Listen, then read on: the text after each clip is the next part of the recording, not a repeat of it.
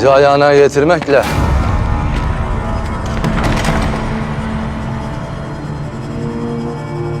Rodos şövalyeleri UNITA gemisiyle sahile inip baskın verdiler.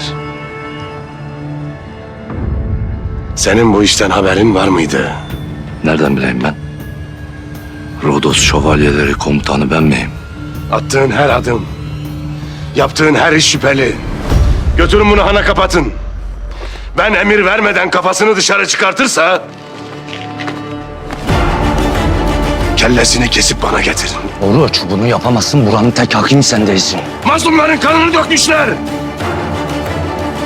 Ben bunların hesabını sorana kadar hakim de benim, hüküm de benim.